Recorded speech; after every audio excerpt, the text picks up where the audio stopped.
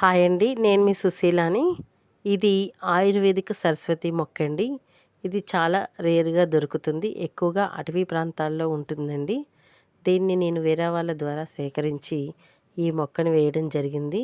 ఇది షోగా పెంచుకునే వాళ్ళు కూడా ఉంటారు, కానీ ఇది షోకి కాదండి. పిల్లలకి, అలాగే జ్ఞాపక శక్తి తక్కువైన వాళ్ళకి, ఇంకా సరిగ్గా పిల్లలు చదవకపోయినా, చదివింది మర్చిపోయినా ఇది చాలా బాగా ఉపయోగపడుతుందండి. అలాగే పెద్దవాళ్ళలో కూడా మతిమరుపు ఎక్కువగా ఉన్నవాళ్ళు కూడా తీసుకుంటే ఇది చాలా బాగా ఉపయోగపడుతుంది. తినగలిగితే ఇది రోజుకొక ఆకు మనం తింటే చాలా మంచిది. లేదనుకుంటే కొద్దిగా నీడలో ఆరబెట్టుకొని పొడి చేసి కాస్త బెల్లం కానీ, లేదనుకుంటే తేనె కానీ చేసి పిల్లలకు తినిపిస్తే చాలా మంచిదండి.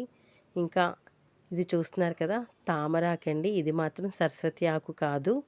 ఎందుకంటే ఇది వరకు దీంట్లో తామర చెట్టు వేశానండి, అది రావటం లేదని ఈ మొక్కలు వేశాను. సో ఇప్పుడు ఇది కూడా వస్తుందండి. అలాగే దీన్ని పప్పులో కూడా వేసుకోవచ్చు. ఈ సరస్వతి ఆకు చక్కగా ఇంటిల్లపాది కూడా తినొచ్చండి. మరి నా వీడియో కనుక మీకు నచ్చినట్టయితే లైక్ చేయండి, షేర్ చేయండి, సబ్స్క్రైబ్ చేయడం మర్చిపోకండి ఫ్రెండ్స్. బాయ్ అండి.